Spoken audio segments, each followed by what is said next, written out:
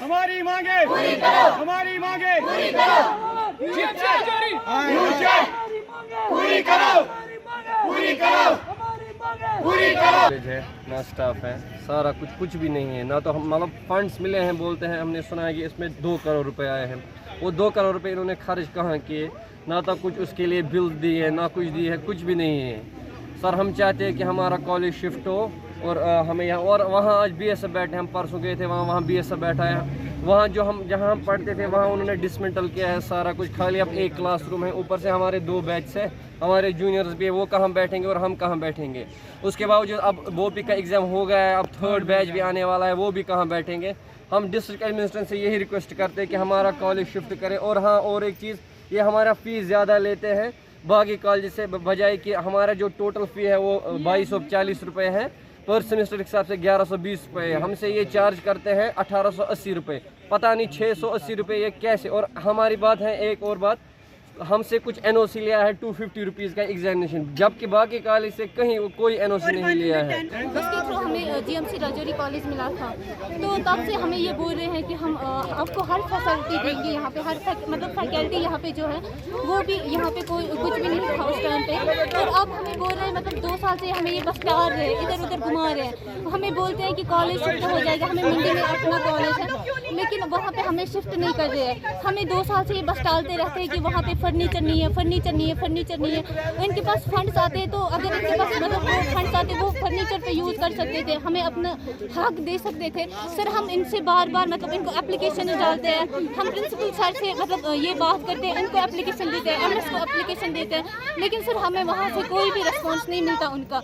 हमें बस ऐसे ही बोलते हैं, हम आपको 2 महीने के बाद ऐसे ही टाल के हफ्ते कर देते हैं, जैसे कि हमारे उस हिसाब से मतलब 2 साल हमारे चले गए। और सर हम बस हमारी रिक्वेस्ट ये है सबसे कि हमारा कॉलेज जो है जल्द से जल्द शिफ्ट करें और हमारा स्टाफ जो है हमें अपनी फैकल्टी मिल जाए जो मतलब वेल इक्विप्ड हो, जिनके पास ट्रेनिंग हो, और हमें ऐसी मतलब ये ना घुमाए, क्योंकि हम बहुत दूर से बच्चे आए हुए हैं, हम यहाँ पे बहुत ज़्यादा सफ़र हो रहे हैं। हमारे घर वाले सोचते हैं कि हम यहाँ पे ये डिग्री कर रहे हैं, पर हम यहाँ पे कैसे मतलब रोज़ सफ़र करते जा रहे हैं, ये हम ही को पता है। और इस तरह से हम अपने घर वालों को धोखा भी दे रहे हैं। MLA साहब ने क्या ही दिया, हम किसी इंस्टीट्यूट के ख़िलाफ़ नहीं हैं, हम इनके सिस्टम के ख़िलाफ़ हैं। जो सिस्टम है आज की डेट में भी आप देखें कि राजौरी के अंदर जो हमारी यहाँ बिल्डिंग बनी हुई है हॉस्पिटल के अंदर, मैं कहता हूँ कि इतनी बड़ी बिल्डिंग कहीं भी आपको प्रॉविंस जम्मू में नहीं मिलेगी। फिर भी हमारी बच्चियाँ जो हैं आज की डेट में आप देखें, यहाँ प्रोटेस्ट में बच्चियाँ हमारी जो हैं मैक्सिमम हैं, और बच्चियाँ यहाँ पे आई हुए हैं, बच्चे यहाँ पे आए हुए हैं। अगर उस हॉस्पिटल के अंदर इनको एक टीचिंग अच्छा सा टीचर हो, और ख़ास करके लैबोरेटरी इनके लिए एक ज़रूरी चीज़ है जहाँ पे ये अपना एक्सपेरिमेंट भी करते हैं, लेकिन वो नहीं इनको मिलेगी, टीचिंग स्टाफ नहीं मिलेगा तो बच्चे रास्तों पे आएंगे। मेरा यही कहना कि इनके लिए बैठने के लिए एक अच्छी जगह यहाँ पे हॉस्पिटल के अंदर होनी चाहिए। और ख़ास करके मैं ये कहूँगा कि हम बड़े बदकिस्मत है राजौरी के लोग कि 2 साल हो गए हैं यहाँ पे जो हमारा हेड ऑफ इंस्टीट्यूट है, जो हॉस्पिटल का जो प्रिंसिपल साहब है, वो कहीं हमें नज़र आते ही नहीं है यहाँ पे। तो सिस्टम तो ख़राब होगा ही।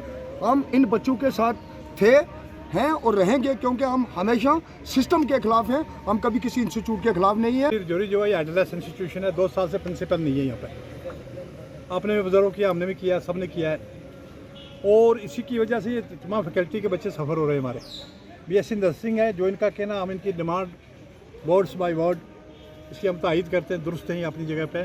इनको अलग टीचिंग रूम इनका जो जितना BSc नर्सिंग का बाकी जगहों पे है, इनका भी वही, इनको बिल्डिंग्स, टीचिंग रूम्स और जो बाकी फैसिलिटीज़ अवेलेबल होनी चाहिए। लेबॉर्ट्री इनके लिए बहुत ज़रूरी है, वो इनको है ही नहीं है। और जब MBBS के क्लासेस लगती है तो इनको बेचारों को धकेल दिया जाता है बाहर। तो इट इज़ क्वाइट अनफॉर्चुनेट, ये क्या माकरी बना के रखी हुई है। इनका एक अलग कोर्स है, अलग सिस्टम है, इनको अलग सिस्टम से अलग टूर पर अकोमोडेशन का होना बहुत ज़रूरी है। तो हम एडमिनिस्ट्रेशन से यही गुजारिश करते हैं कि DC राजौरी से इंटरफेयर करें, DIG SHP इंटरफेयर करें, और ये बात हमारी जो है LG साहब तक पहुँचाएँ, चीफ सेक्रेटरी जम्मू कश्मीर से पहुँचाएँ। और डिबकॉम की तो मैं नहीं कहूँगा, वो is also handicap man, chief secretary और LG साहब से कि फौरी तौर पे एक तो पहले राजौरी के अंदर GMC में प्रिंसिपल अपॉइंट किया जाए। ये बड़ी बदकिस्मती की बात है कि पहला GMC है जिसमें 2 साल से कोई प्रिंसिपल नहीं है, एडलेस इंस्टीट्यूशन बन चुका है। बाकी अगर राजौरी के हॉस्पिटल की आप हालत देखें तो मैं नहीं समझता हूँ कि वहाँ पर किसी किस्म का कोई अरेंजमेंट है। हाँ, पूरे मुल्क की जितनी दवाइयाँ वो राजौरी में बिक जाती हैं, दवाइयों में ये नंबर 1 है रजौरी डिस्ट्रिक्ट आज की डेट में, और ट्रीटमेंट के एतबार से ये कहीं भी एग्जिस्ट नहीं करता है। तो यहाँ पर तबाही है। जो हम एम्बुलेंस में देखें आप, तो अब इन्होंने नंबर फिक्स कर दिए एम्बुलेंसेस के कि फलां नंबर पर फ़ोन करो, वो नंबर जो है दूसरे नंबर को कहेगा, वो तीसरे को कहेगा, तब तक पेशेंट जो है वो दम तोड़ बैठेगा।